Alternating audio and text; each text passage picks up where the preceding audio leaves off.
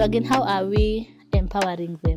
It's the work of the organizations and to take that upon themselves to ensure that even before you impact a skill on the creative sector, like whichever value chain that you're doing, if it's film, it's fashion, it's whatever, ensure that you're taking this person as a holistic person. What's up, Sanara creatives? Welcome to Sanara Talks, your go-to resource for real, practical conversations that help creatives grow. Let's go! Here, we break down the topics, insights, and lived experiences that shape your creative journey. If you're in the creative economy, this space is for you. I'll be your host, Juan.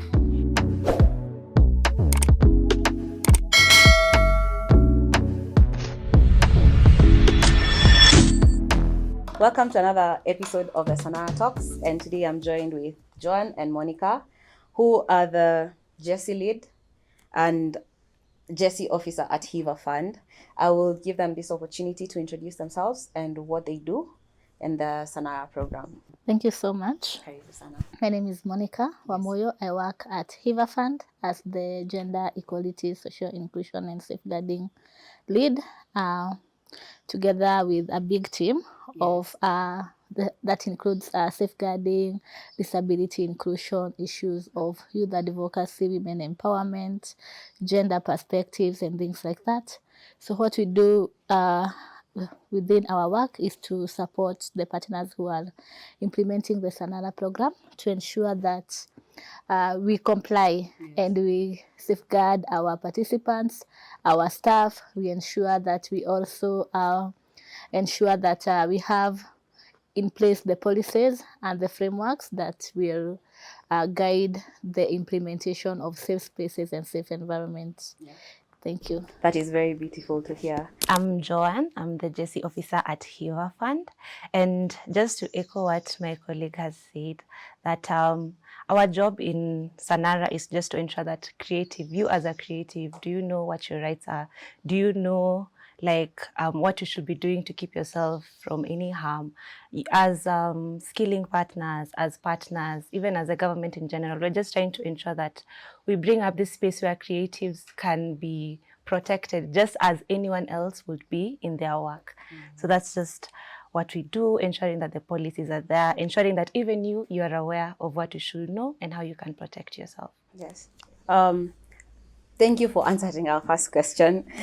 So that is what safeguarding is in context to the Sanara program. What are the biggest safety gaps in Kenya or Africa as a large in the creative economy today? The gaps exist where there is unregulation and also where we have power dynamics, because in the creative sector you find that we do have a lot of informalities. Like we do not have established work classification, job classification. Again, we do not have things like a policy that outlines that you're a musician, so you're at level 1, 2, 3, like the government jobs. You know, the government job, you have job group A, B, C, and so, based on the seniority. So in this creative industry, you find that our creatives are trying to navigate an ecosystem where the connections are really, really informal.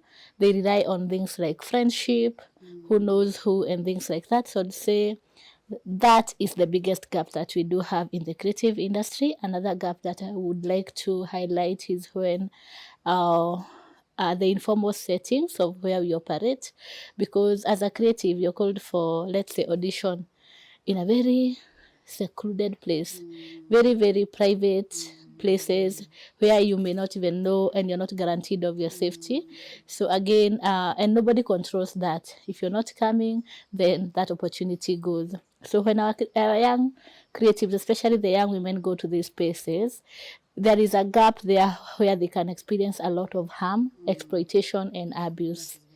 And also I would say the lack of written agreements, because you find that when you're given a contract, not even we call it a contract, but it's not written. You're given a gig to go and perform. You're told to come to the market and showcase your products, but then there are no written agreements. There is no like an established working hours, pay, your rights. You're just told you come, people will see you, and you'll be popular.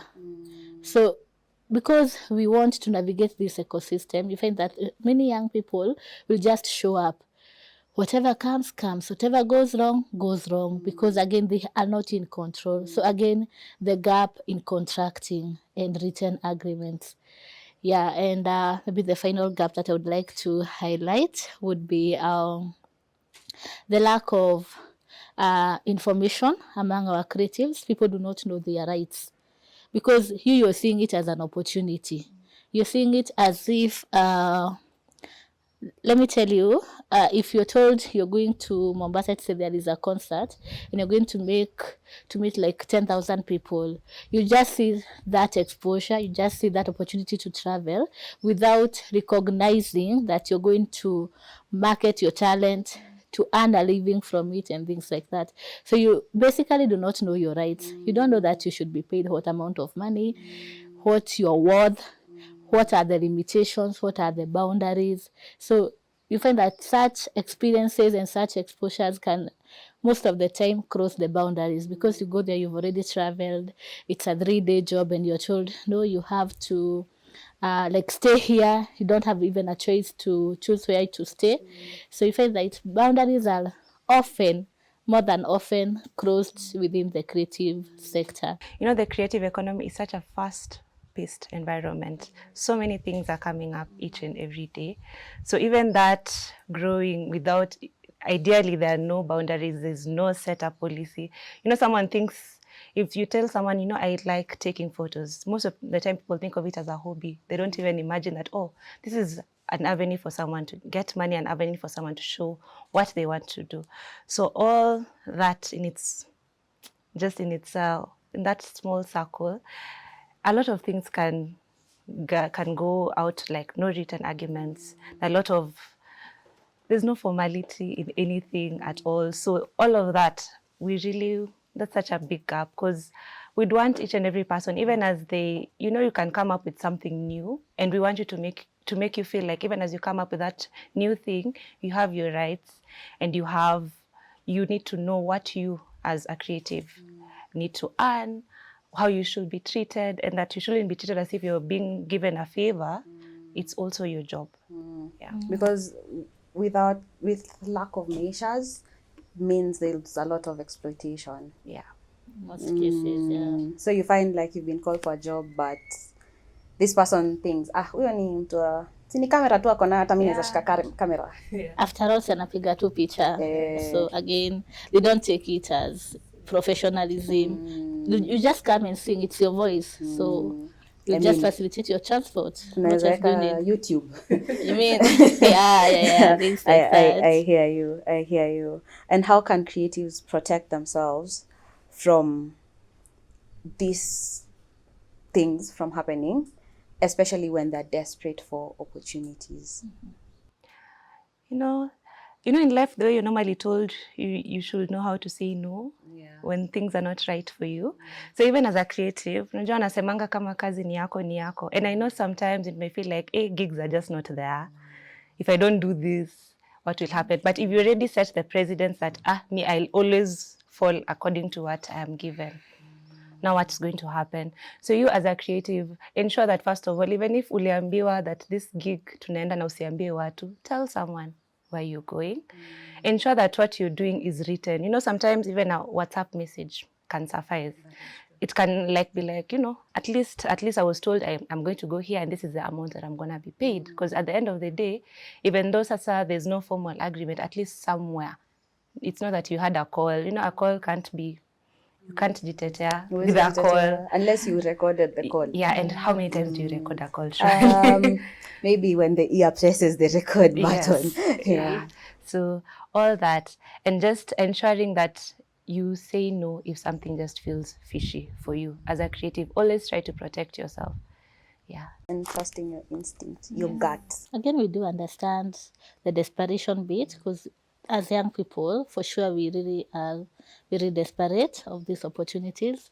They don't come by so easily. But then your safety is non-negotiable. We cannot really say that you're desperate, then go expose yourself to an abuse situation. So that instinct that will come to you and tell you, well, here, things might go wrong. That is your first cue to maybe pause and think, can I get someone to accompany me? Where is it happening? Why is it not maybe in a public place? Also ensure that it's in the open. People know that I'm going to perform. I'm going to a certain market day. I'm going to travel to Ethiopia for a concert. Because, you know, a legitimate opportunity does not require a lot of gatekeeping because already sharpata and it's still going to show your craft. So it doesn't require it. Don't tell anyone about it. Yeah, kuja tu. Yeah, that's really fishy. So again, what I would tell the creatives is that trust your instincts in the first place. It's your first cue to your protection. Again, seek help when you need to. If it is like you need to talk to like a parent, a colleague, someone who have been through the journey before, to just tell you, to just like look at the context and tell you overall this one looks okay. As much as it feels fishy, it could be an opportunity, but then be careful in 1, 2, 3 ways. But again, to also caution you, like, don't go there, don't do this. That is very Yeah. important. To have that voice of reason. And I think also due diligence. Because sometimes even, especially as young people, we have social media and Twitter is there and you find people with reviews. For sure. And Yes. feedback from Yes. people. Yes. I think that That's is true. one of the That biggest has step of also been working safeguarding. so much. Yes. Yeah, So for you sure. see people saying, yeah, walipagi watu or I was invited there and it was too dingy, I left. So you know, tuliekwa kwa baridi, hatukupewa food and things like that. Yeah. That's a no, For no sure. matter how desperate Yeah, even I am. social media is really helping nowadays. Yeah. I hope we stop putting money in front of our dignity. safety and dignity Yeah. as creatives. Yeah. Because if you go somewhere and you're traumatized or you're harmed, it cannot equate to the amount money of you money. wanted. Yeah. Yeah, I think it's very important to tell creatives that it is okay to withdraw your consent. Yeah. Anytime. You have a right to withdraw anytime. Even midway. Like I'm in the middle of this and I feel like the comments that you're doing, the touches that you're doing, I mean, the context, the environment doesn't feel safe for me and appropriate. So respectfully, I'm gonna withdraw from this. What are the non-negotiables for safe working spaces in production, auditions, events, and collaboration? Yeah, I feel like we start with the contracting bit because this is the most overlooked thing in the industry. We want to tell people you can come and be our event planner, but then we do not value the professionalism that goes into event planning. We want to tell you, let's say the production set, we have like 4 cameras, but what will show on my video, 1 camera. I'm like, why am I paying for 5 cameras? So contracting bit is really important, and going into the specifics of the contract, be very specific with what you want to deliver and what is paid for, so that again you're not being contracted to do 3 items of work that requires you to take 2 hours, and then when you go on set, you're told it's a 2-day thing because it takes longer. So just even learning the value of your time, the value of your work, the team effort, because again, this work in the creative industry, rarely do you do alone. Most of the time you have a team, even if it's just like a production of a short film, you have a whole team, the cast, the photographers, the director, the whoever. So when contracting, ensure that you are cognizant of everyone's effort and their value and their contribution into the work, so that the contract is very open and fair. Not fine print. The hidden, Yes. the hidden to things that are written behind the contract. Again, fairness while we are doing our work. Let's not take advantage of the young people because they're just coming up. I mean, you're just from school, you're living with your parents. You don't have kids, you don't have a lot of responsibilities like people will assume. So let's not take advantage of people and treat them very unfairly. Like you want to tell people, you know, that one is my cousin. She can just come She knows me. We don't have to pay her. So again, let's be fair. Let's learn to compensate people very, very rightfully. You asked about the production. I'm trying to think about another non-negotiable is about the safety. Don't call people for a shoot in your private homestead. I mean, in your bedrooms, where people will feel compromised. Let it be in an open space where people feel like it's a public place. I can come along with a friend as much as they will not be taking part. If I feel free to come with a relative, a friend, they can accompany me because it's open and it is safe. And let it be clear. You know, the communication bit. Don't try to just tell people, where could just tutaongea. Let communication be written and very, very clear. Like days before. Like I know you all told us that we're coming here a week before. So we are ready, we know where we are, we have time to even assess the timing so that you're not calling people at midnight when they feel this can be done in the morning when I'm comfortable. So all those things should be looked into. And as creatives, also use your sixth sense to gauge these things. You know, like try to look at the where you're going. Do you really feel it will be safe? Do you feel like you will walk in safely, walk out safely, and things like that? Yeah. And just to add, I feel like no coercion should be allowed in the creative space. Just because you feel like you've been in the space for a very long time and you have some sort of power and you're the one who brought me here, now all of a sudden I have to give, whether it's sexual or money, to, you know, get a gig. I don't think that should be allowed, because as we said, we should be feeling the value of our work. This is my, you know, my blood, sweat and tears, yeah? I have edited these photos. Planning this event took me hell. I was up in the middle of the night. So I don't think we should be allowing any level of coercion in the creative space. Just because, just as everyone's value is in the corporate world, just the same way it is in the creative space as well. Because sanaa inaweza kuwa biashara. Na it is a valid biashara. We actually want all sanas to be biasharas. Yes. And people to earn from them. That I is mean, true. yeah. Yes.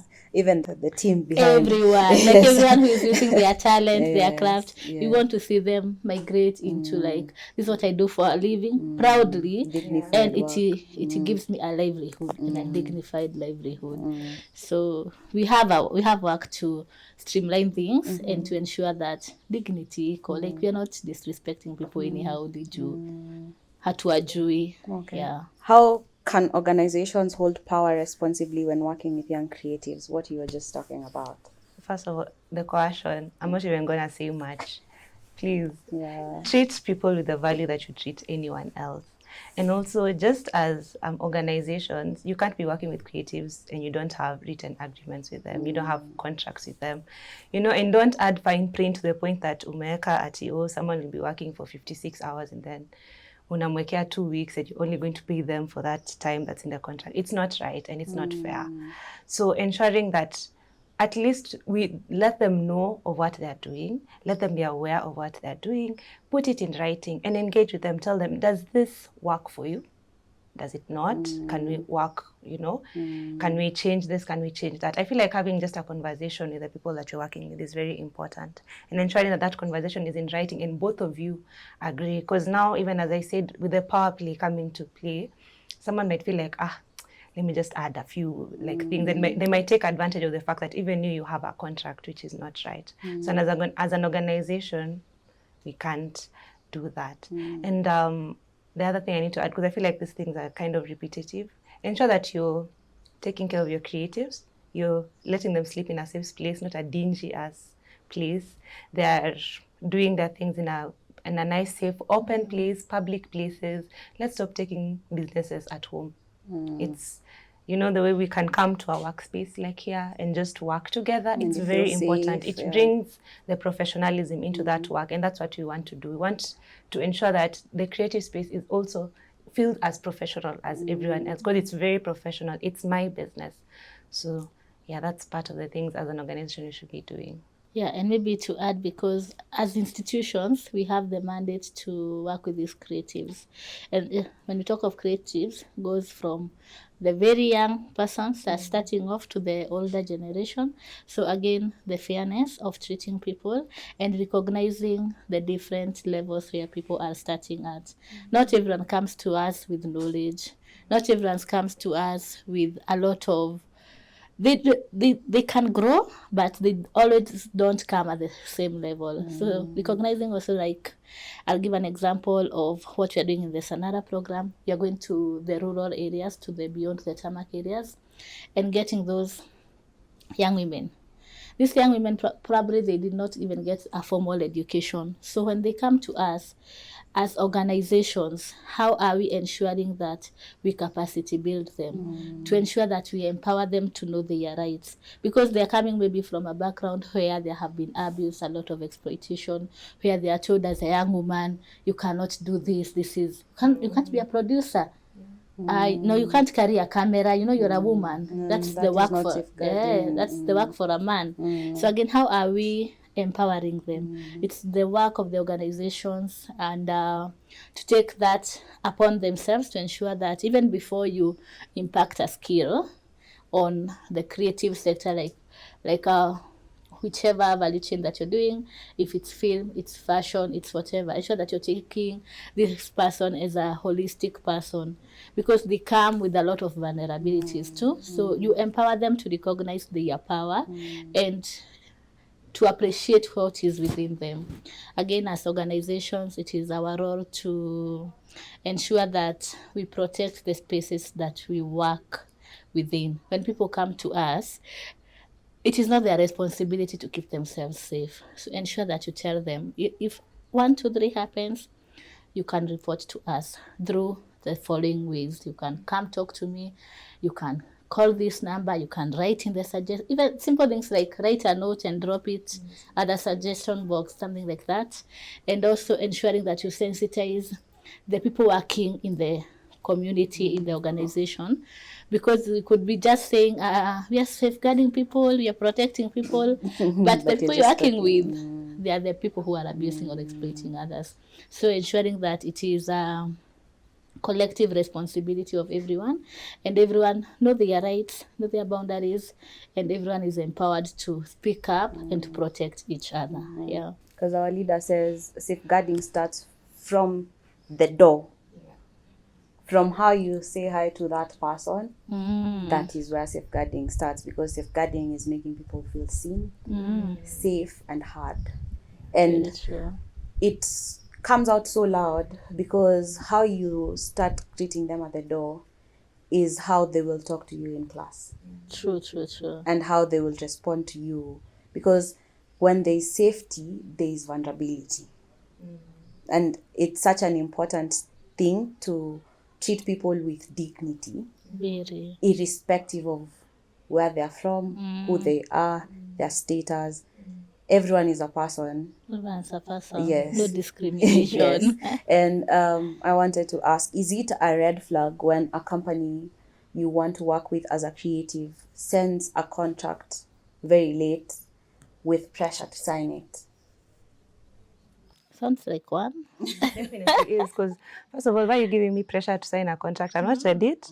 You should be like, even when I got my contract, I was given a good amount of time, even a week. You have to read, go through, make sure you understand everything. So if you're being told, oh, sign this right now, or And also, not everyone can understand the language in the contract. Hey, why are they telling you to sign? Have they taken the time to explain that contract to you? You could be signing me a contract thinking, hey, Monica can read and write, but honestly, I can just speak. I can't write, I can't sign, I can't read. So I need someone to come and talk to me and tell me, Klaus A says, Klaus, explain to me like from A to Z what is included. And then if I'm comfortable, I sign. If I'm not, I have a right to decline. So I think it's a big red flag for sure. And how can a creative go about it? Do they ask for more time or completely do away with the gig? Or it depends. If they ask for more time and they're not given, do away with the gig? Or Yeah, ask for more time. If there is anything that is not clear, for sure, ask for clarity. Tell people, me here, the English that you have written, sielewi kabisa, sielewi. So can I get someone to come and read for me and tell me? And then if you have any other concerns that are not even covered in the contract, you're like, can we add this? Because we talked and we agreed on this. Why is it not covered here? I think it's very important for creatives to understand contracting as a whole. Very, Very important. What role should CBOs, agencies, and skilling partners play in safeguarding? You know, as a CBO, as an agency, as a skilling partner, even as an institution, you are are responsible to ensure that you create a space where safeguarding is not something that you think about only when a case happens, but you be very reactive with it and very proactive. It should be set prior, because you're the one who has that knowledge, so you should set it prior. And once you do, you now go ahead and ensure, even as you're working with creatives, you teach them on their rights. Because if you don't teach them, where else do they get this information? And even though the internet is there, not all that information is there. So you do need to take this opportunity and teach the creatives on what safeguarding is, what their rights are as creative, what is their digital rights, their physical rights, money rights, you know, what's your worth as a creative. Those are some of the things that you should do. And another thing that I feel like CBOs have, or their role is to model that safe environment. You can't be an agency and you're out here promoting safeguarding and you're the one who's not safeguarding. You have the I'm not gonna say the muscle, but you have the resources to ensure that you instill safeguarding in your institution, and it's a practice, day by day practice. I like when you say that safeguarding starts at the door. So as an institution, ensure that your safeguarding starts at the door. It is a 24-hour thing each and every day. Each and every person in your institution is aware on what safeguarding is and what they should be doing to protecting their creatives, and that their creatives are also aware. And with that, as a CBO, as an agency, I feel like as long as you're working with people, ensure you have policies in place. If you don't have policies, if you don't have frameworks, and we're here talking about contracts, okay, sawa. If something happens, where will you refer to?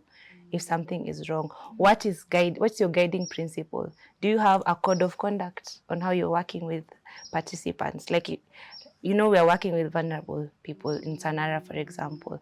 You're going beyond the tarmac to people who may not even understand your language. You can easily take advantage of them. So is your stuff like, do they have a code of conduct that they are signing that is leading to all these things? So are you doing that? Have you put a policy in place that safeguards everyone?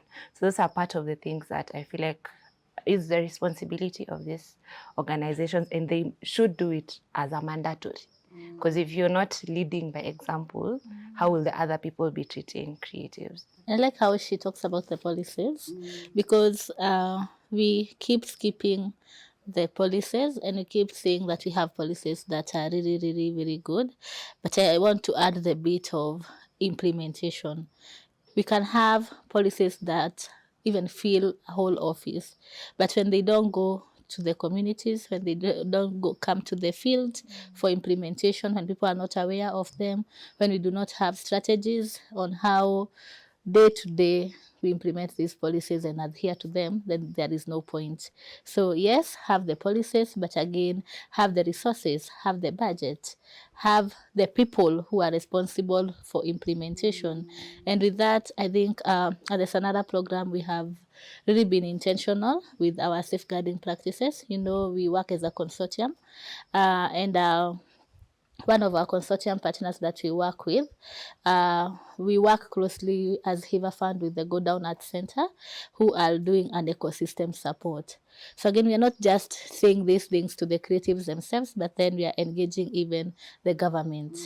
We are engaging the government at the national level, at the county level, and even at the mashinani levels. So what we do specifically, the actions are based on research. So what Go Down did was first do a research on the industry and get to know what are these exploitation or abuse we are talking about. Let's say in the film industry, you will find that in the film industry, they have very, very unique issues of safeguarding that are very, very different if you compare them with the issues that are in the fashion industry. So you find that what Go Down did, they did a classification of the issues that face each industry, each value chain, and what came out was that for sure uh, abuse and exploitation varied within the sector. So with that, they are able now to go to the county government, and we do have the devolved government nowadays in the counties. So when you're working with the counties, you go to the county government, then there is a CEC in arts, a CEC in culture, someone doing creative thing or something like that. So you wonder then, how do you ensure that this person is becomes aware that as much as you're the CEC, you're the head of that department, how do you protect people? So that is the kind of engagement that we are doing with the Go Down at Center, and ensuring that people are really, really aware, because when you push policies from a government level, it's easier for them to be incorporated into the society. It's easier for them to now be brought into the ecosystem, and creatives can know that even our rights are hosted at the constitution level, or we have a policy sitting at a county government level, at a national government level, and they can refer to it. So I would say it's one thing to influence policy making and advocacy, and then it's another great and of importance to ensure that we have strategies of bringing them down for implementation. It is very consoling to know that we are working on policies, especially to the national level, especially because when it comes to issues like sexual harm, the government doesn't do anything most of the time, or victims are scared to report because at the end of the day they're like hakuna kitu itafanyika, ama nitaenda hiyo police station ni treat vibaya. So knowing it's going up as we implement it down, I think it's very important. And to our last question, how do we build a culture where creatives feel safe to speak up? Yeah, I will start by saying that we're building a culture. We're not ticking a box here. We're not just mentioning that we are safeguarding people, we are protecting them. No, no, no, no. Here we are building a culture. And by building a culture, by definition, means that we are ensuring that it's engraved in our operations, in our everyday practices. So what I would say is that it's taking it as a collective responsibility. Wherever you are, if you have a production house, if you have a fashion business that you employ people, if you have an institution that you interact with the community, I think you need to ensure that it's everyday practice for everyone. Like, you are ensuring that everyone knows these are safeguarding measures, this is what we can do, this is what we cannot do, this is how we safeguard people. And I think in the Sanara program, some of the things that we have been able to do is that we are working both with our downstream partners and again with our participants to ensure that we capacity build them each at their level. So we have held trainings to capacity build our teams, because it's not what appears obvious to us is not obvious to everyone. So we ensure that we invite them, we call them to the table and ask them, what are some of the things that you experience every day? And maybe that cross sharing of information and knowledge and even insights to tell people, like, there was a day, blah, blah, blah happened, an issue occurred to us, and this is how we sorted it out. We share lessons learned and we share knowledge, and that way we are able to ensure that even tomorrow, when such an thing occurs, people know how to deal with it, and most importantly, they can prevent it even before it occurs, because there are signs. Like, I had this thing happen with another partner, so if we go this route, this is likely to occur. So prevention measures build into a culture, because when you are very intentional about safeguarding, you focus more on prevention. So you're like doing a risk assessment, ensuring that you look at your engagements, your environment, people that you interact with, and try to do a safeguarding risk assessment on the risks that could occur. So before they occur, you already know this can happen. You already have like a rating. Is it a low impact risk? And how can we mitigate it so that it doesn't occur? Then if in case it occurs, then how will we go about it and solve it and ensure that we are survivor centered? Some of the things that occur in safeguarding are really out of our control. Things like technology, facilitated gender-based violence, culture, gender-based violence, and things like abuse. Like someone just came from a program training, going home, they got an abuse. It's out of our control. But do we have measures of how we can respond to such an incident? Do we have a referral mechanism to ensure that this person can report to us and we can help them get help? And maybe if it's like a medical case, they can access the medical assistance that we get. So on top of the desk, what we do at an institution, at the Sanara, we do have a very elaborate reporting mechanism. We have partnered with Hotline called Speak Out. So they are a service provider who give people a chance to report confidently and anonymously. So we'll give you different options. If anything happens to you, call this number, use this link to report. SMS us, because again, the digital divide, most of our creatives come in areas where we don't have digital coverage. Again, they don't have smartphones. So even if you have like a small phone, you can text us, you can call us, and we are able to see immediately and respond. So we will be sharing on the screen some of the numbers and the email and the SMS that you can send to us, talk to us, tell us what are some of these issues that you experience that you feel they're not safe, you feel like it's an abuse, and we can help you from there. You have the option of reporting with your details or going anonymous, where you don't mention your name, your contact, who you're reporting from, so that again, we protect you. But again, we can assure people that our reporting mechanisms are very, very confidential, and they are handled by a team that is very, very highly professional. Again, when you talk of issues of safeguarding as a culture, we cannot do this without involving our leadership, because if you're saying we are embedding it in our everyday practices, it has to come from the top. Our leaders have to know what does safeguarding mean. You cannot have we as the program people who are on the field doing training just talking of safeguarding, and our CEO, our institutional lead, is like, what is that?